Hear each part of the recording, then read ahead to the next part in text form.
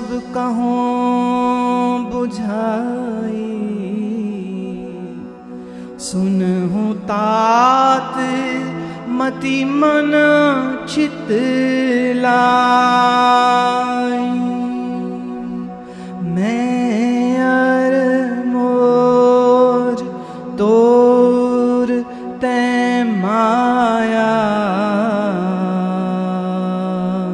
जेहि बस कीने जीव निकाया। गो गोचर जह लग मन जाई, सो सब माया जानहु भाई। तेहि कर भेद सुनहु तुम्हु सो, विद्या अपर अविद्या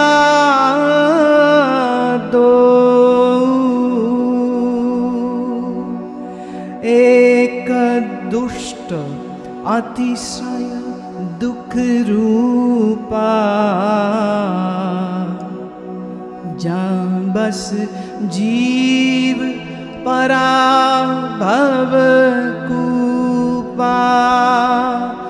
एक रचाई जग गुण बस जाके, प्रभु प्रेरित नहीं निज बल ताके। ज्ञान मान जहाँ एक नाही, देख ब्रह्म समान सब माही। कहिए तात सो परम विरागी, तृण सम सिद्धि तीन गुण त्यागी।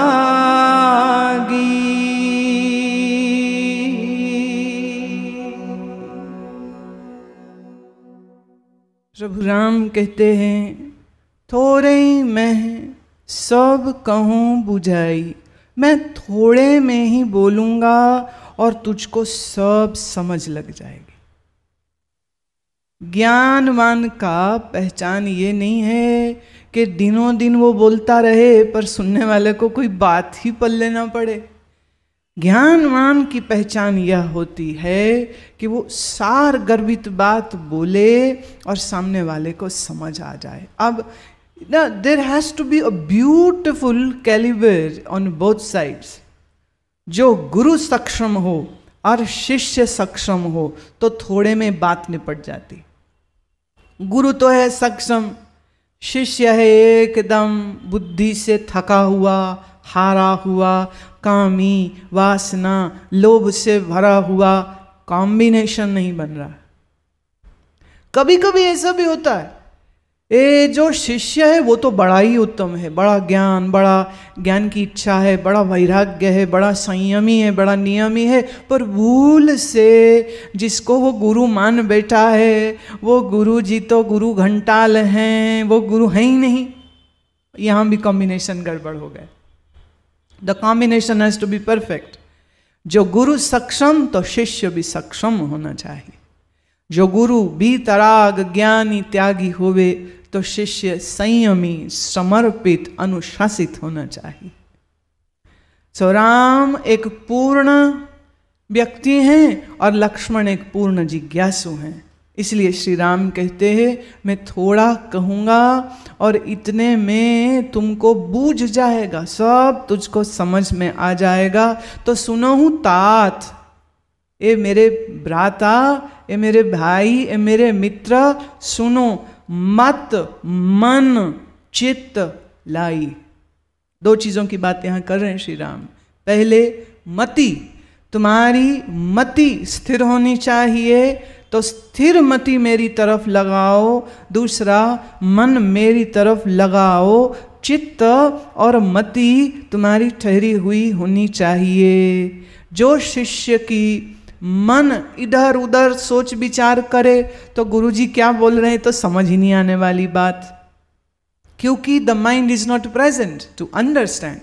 दूसरा, अगर किसी की बुद्धि भ्रमित है, बुद्धि उज्जवल नहीं है, बुद्धि का शीशा मैला है, मैले शीशे में तो तुम्हारी शक्ल दिखाई नहीं देती, तो मैली बुद्धि में ज्ञान की आकृति नहीं बन पाएगी।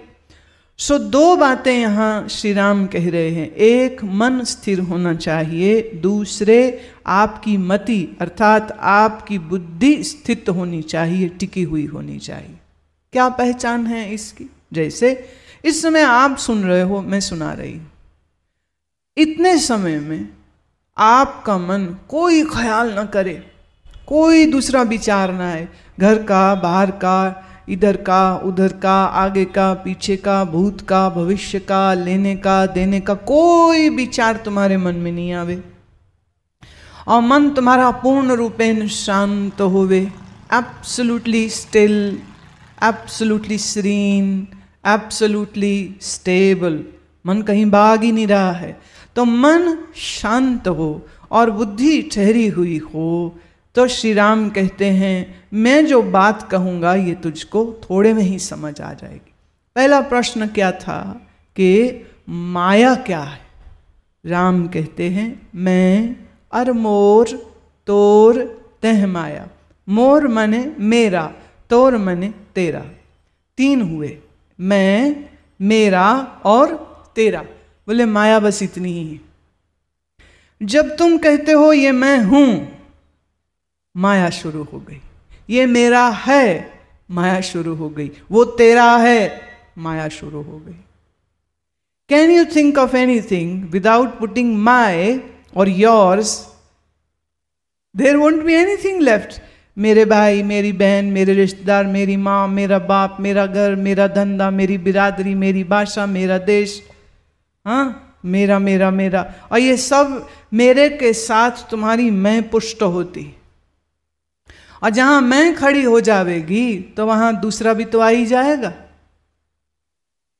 तोर, आई, यू, माइन, माया बस इतनी ही है। अब कोई कहे मैं माया से मुक्त होना चाहता हूं, तो इसका अर्थ क्या होगा? इस मैंपन से मुक्त हो जावे। कोई कहे मैं माया से मुक्त होना चाहता हूं, मेरेपन से मुक्त हो जाए। पूछे कोई तू कौन है? Who are you? मनोबुद्धि अहंकार चित्ता नीनाहम। ना मैं मन हूं, ना बुद्धि हूं, ना मैं इंद्रिय हूं। अपने शुद्ध स्वरूप को पहचाने।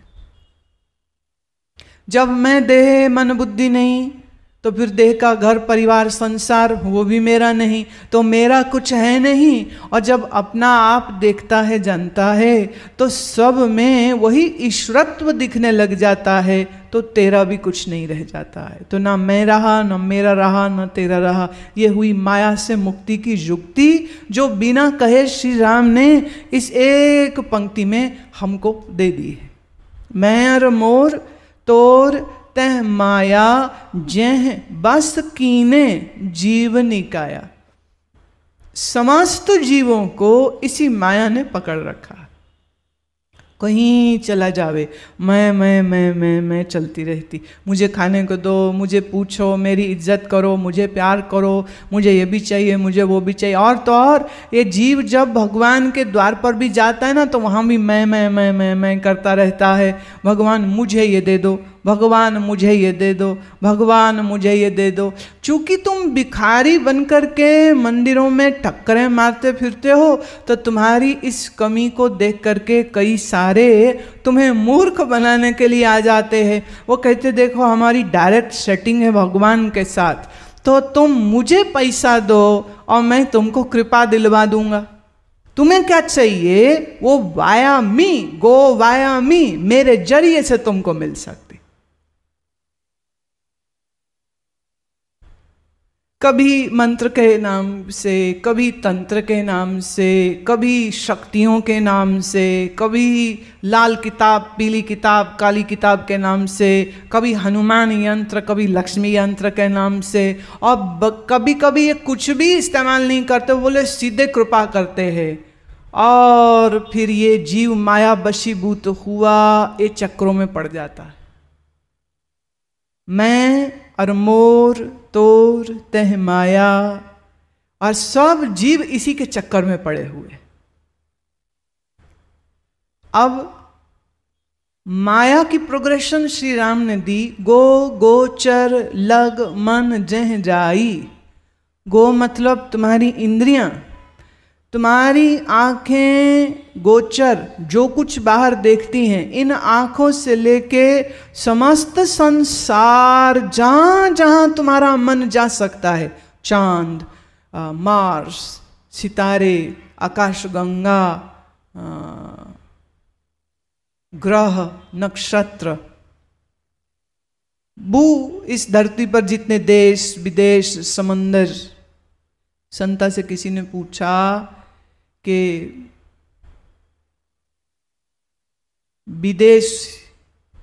विदेशी देशों के नाम बताओ। हम हैं भारतवासी, ये हो गया हमारा देश, तो ये भारत के अलावा और कितने देश हैं वो बताओ। संता कहते तो एक ही है। बोले क्या? बोले विदेश। ये हम जहां रहते हैं ये देश, और हमारे देश के बाहर जो कुछ भी है वो सब विदेश। अब तुम ABCD नाम जो रखना चाहो रखो, है तो विदेश ही, सब फॉरेन हो गया। मैं, ये हुआ हमारा देश, वो ये विदेश हो गया। विदेश मतलब दूसरा, पर इदम। मैं अपनी आंखों से जहां तक देख सकता हूं, समंदर, नदी, पहाड़, पर्वत, आसमान, सूरज, चंद्रमा, तारे, नक्षत्र, ग्रह इत्यादि इत्यादि। गो गोचर लग मन जह जाई। ये तुम्हारा मन जहां तक जा सकता है, उड़ान भर लीजिए जितनी दूर भर सकते हैं, और मन की उड़ान जहां तक जाती है सो सब माया जाने हूं भाई, वो सब माया ही है। तही कर वेद सुनो हूं तुम हूं सो। इस वेद को सुनो। किसका? जो उन्होंने पूछा था जीव कौन है और ईश्वर कौन है। बोले इस वेद को भी सुनो, और जो तुमने पूछा ज्ञान क्या है, सो ज्ञान के वेद को भी सुनो। तो ज्ञान दो प्रकार का होता है। एक होता है जिसे हम कहते पर ज्ञान, एक होता है अपर ज्ञान। ज्ञान कहो या विद्या कहो, पर विद्या और अपर विद्या, ये दो होते हैं। ये दोनों का फर्क क्या है? एक दुष्ट अतिशय दुख रूपा, इसमें जो अविद्या है ये बड़ी दुष्ट है, ये बड़ा दुख देती है, ये बहुत कष्ट देती है। और हमारा मन जो इस अविद्या में लग गया तो जानिए अपार दुख सहना पड़ेगा।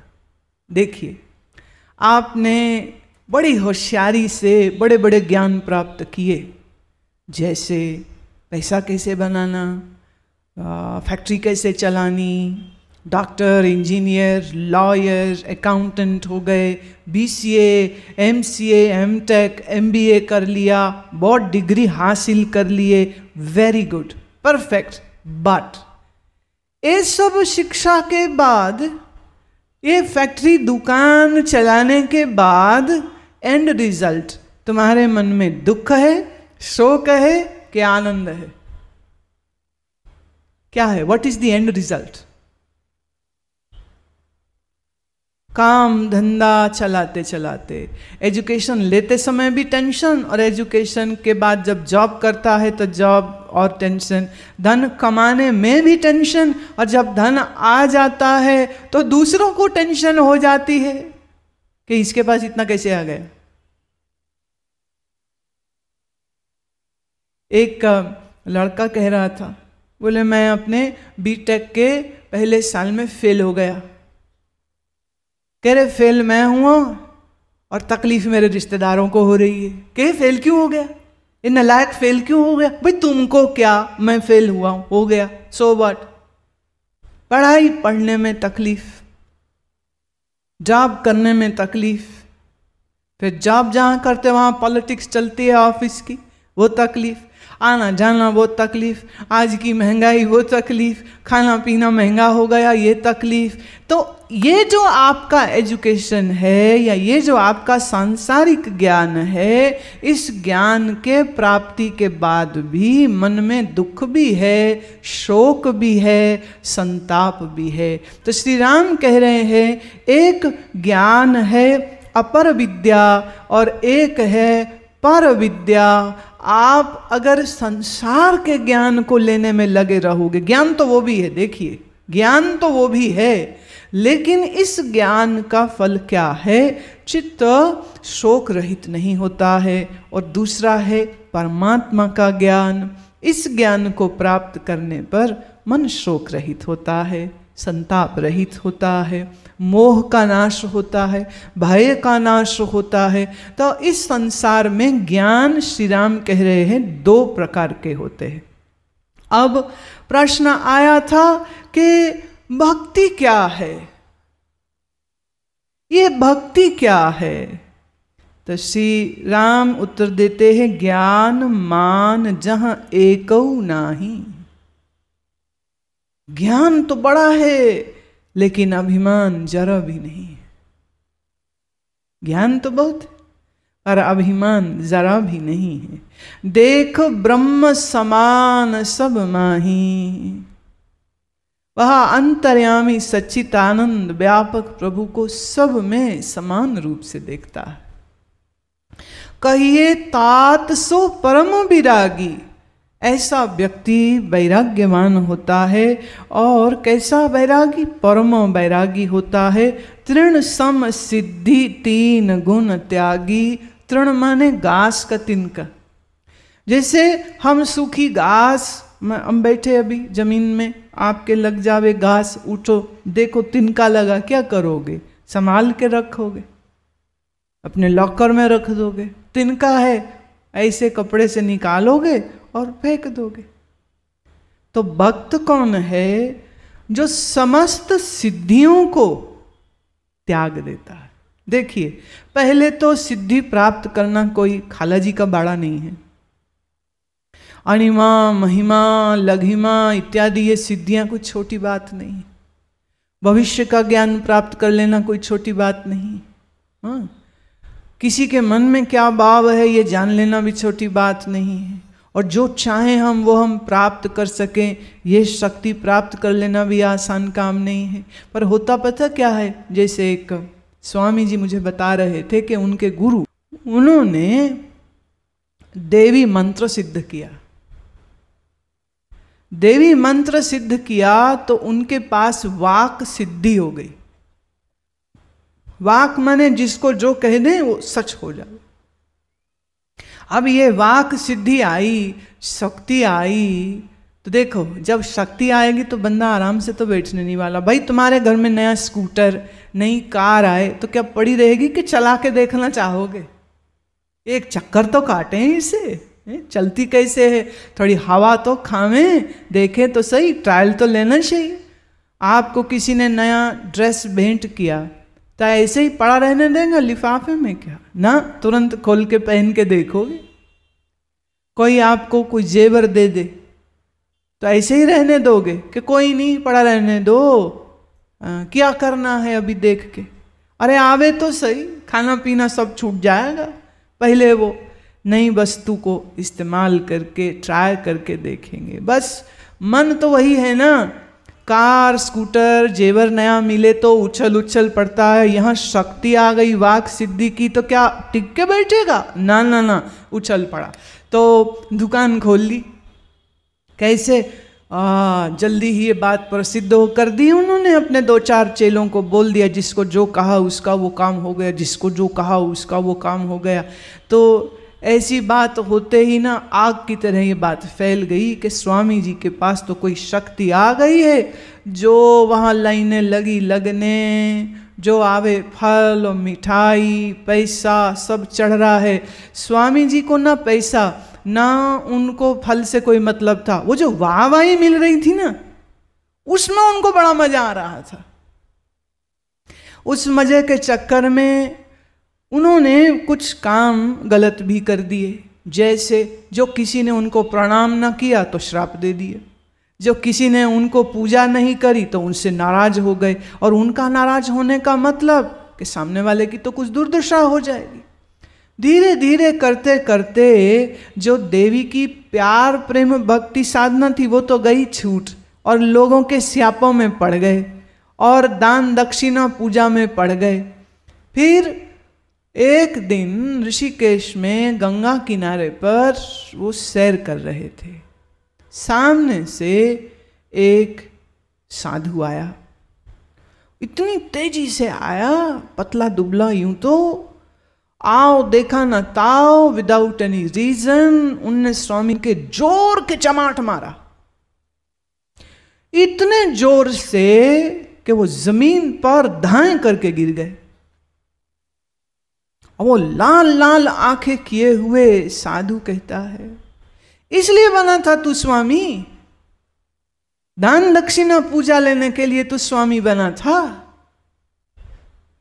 अपराध किया तुमने, घोर अपराध किया है, पश्चाताप कर तू।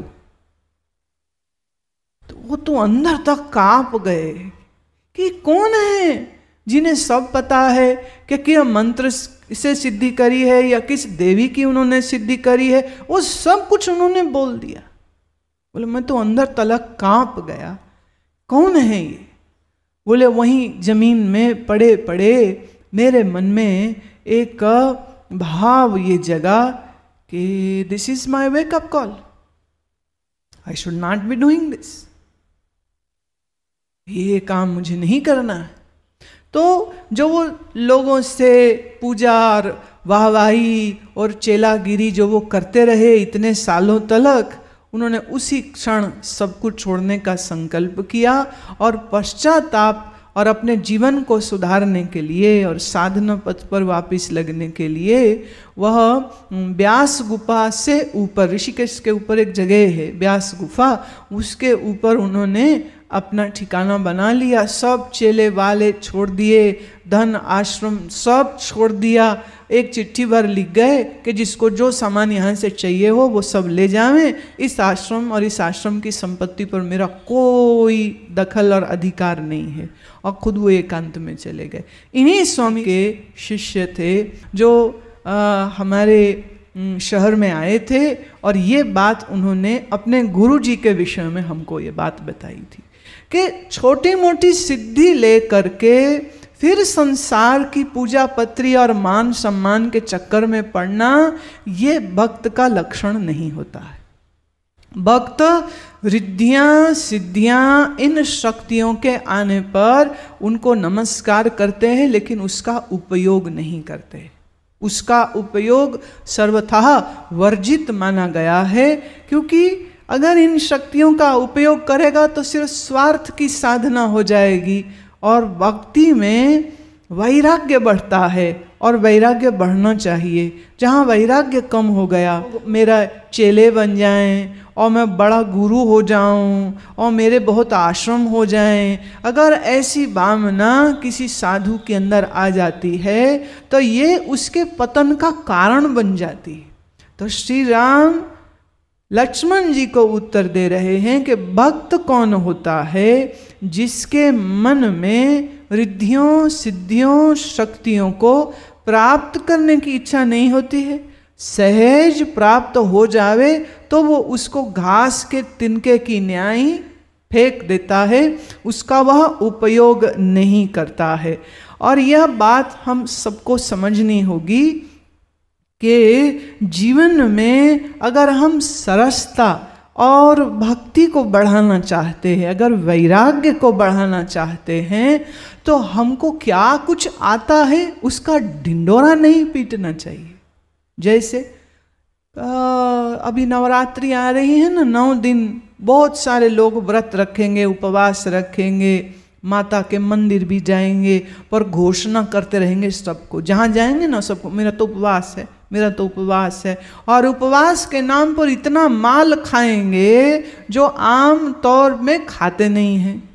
तो बात चली है तो मैं भी संकेत दे दूं, अगर किसी को उपवास रखना ही हो तो उपवास का नियम ये है कि मात्र दूध और फल का उपयोग करे, वो भी एक बार सुबह में और एक बार शाम में, ना दोपहर में कुछ ना रात में कुछ। और चटर पटर जो खाते हैं जीभ का स्वाद लगा लगा करके, व्रत का खाना, हे भगवान इतनी थाली भर के खा जाते हैं, डकार भी नहीं लेते और फिर बोलते हमारा तो उपवास है। भैया कैसा उपवास होता है?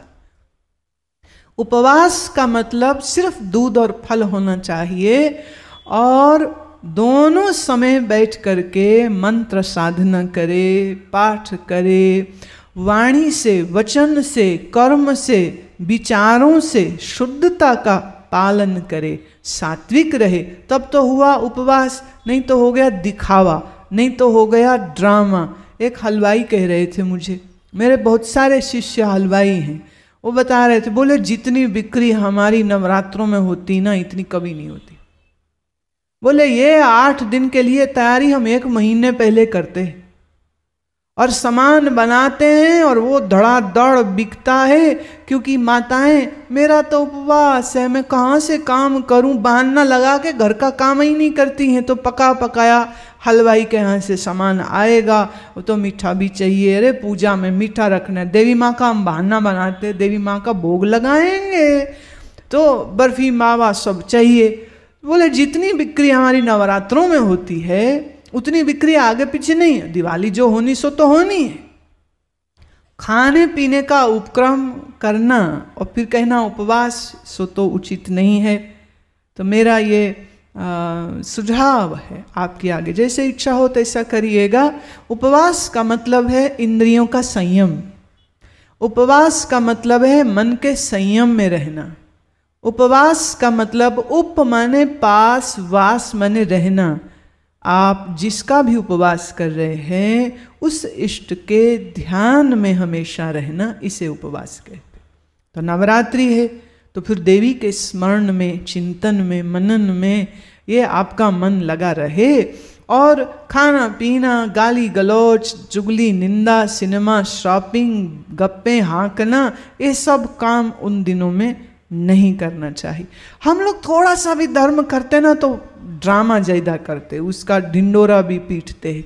ये भक्ति का लक्षण नहीं। भक्त कैसे होता है? जैसे तुम अपने अच्छे अच्छे गहने जेवर सब संभाल के रखते हो, कभी कोई शादी वादी हुई तो निकाले, पहने और फिर वापिस संभाल दिए। मुझे समझ नहीं लगती है कितने लोग पागल होते हैं जेवर बनाने के लिए। कितने, जितना सोना भारत में खरीदा जाता है शायद ही किसी दुनिया के देश में इतना सोना खरीदा जाता होगा।